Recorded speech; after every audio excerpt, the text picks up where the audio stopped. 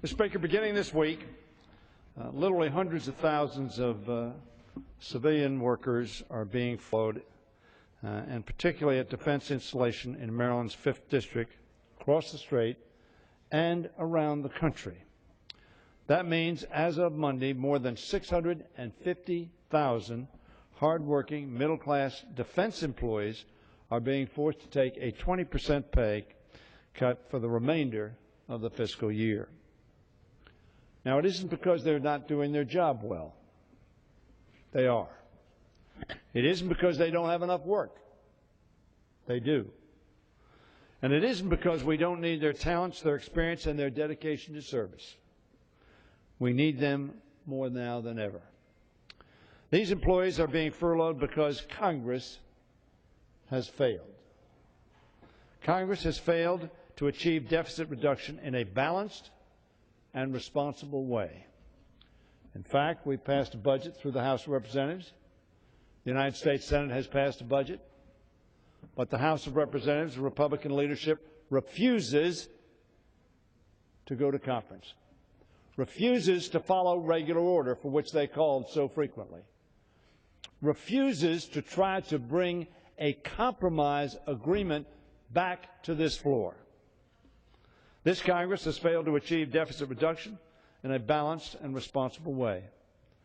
Instead, we now have the sequester, a senseless, stupid, irrational policy. It's a real shame, Mr. Speaker, that partisan politics is keeping some of our country's best and brightest from doing their jobs supporting our warfighters as they serve in Afghanistan and around the world. Last Tuesday, I met with some of the outstanding men and women who work in civilian defense jobs at Pax River Naval Air Station in my district. When you go to Pax River, you often see uniformed and civilian personnel sitting side by side, working to accomplish the same mission, serving with the same dedication, partners in making our government stronger, in making our defense stronger, each complementing the work of the other. Now, as a result of these furloughs, one of them will get a 20% pay cut. One of them will be told to go home. One of them will be told you can't even volunteer to come back and get the job done. And the other will get 1 day a week of having to carry out the mission alone. At that meeting, I heard from members of the Pax River community who are deeply concerned about the effects of these furloughs on our military readiness, our ongoing missions, on department morale, and on the local economy. Now, they were concerned about themselves, but they were mainly concerned about the job that was going to be left undone, finished late, undermining our security. One person scheduled to be furloughed this Friday told me, and I quote, "I have a strong work ethic, and I want to get the job done, whether it's late nights and weekends.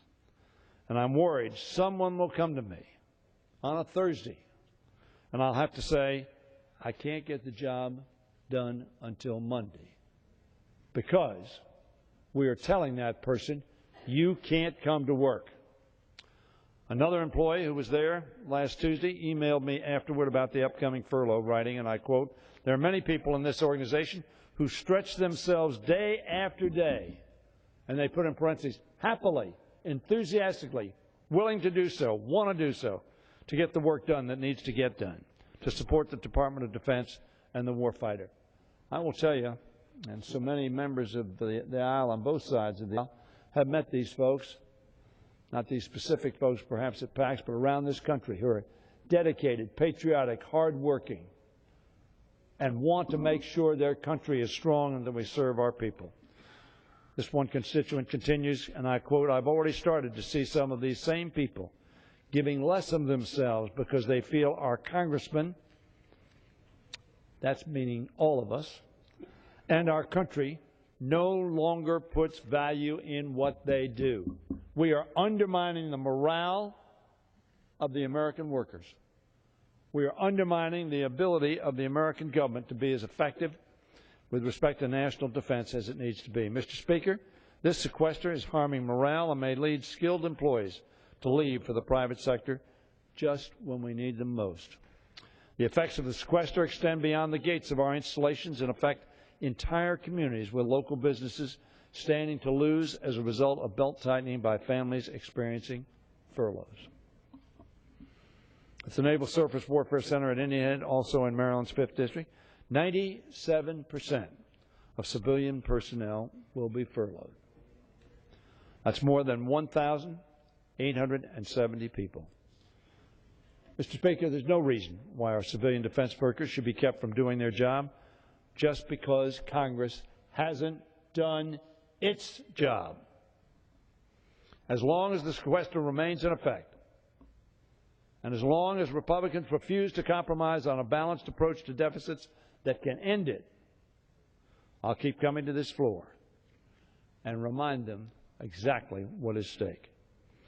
And I continue to call on Speaker Boehner to end the unnecessary delay in appointing budget conferees, which would be the significant step towards beginning negotiations in earnest that could lead to big and balanced compromise on deficits. We need to bring deficits down. We need to get our country on a fiscally sustainable path. But we need to do so in a rational way, which does not undermine our national security, does not undermine the services being rendered to the people who are relying on them, and that does not send the message to our employees and those whom we need to recruit in the future that we're a good employer, we're a caring employer, we're an effective employer, and you ought to work for us. You ought to work for your country, for your fellow citizens. Mr. Speaker, we need to go to conference. We need to get rid of this sequester. We need to put America on a rational path to fiscal responsibility and effectiveness. And I yield back the balance of my time. The gentleman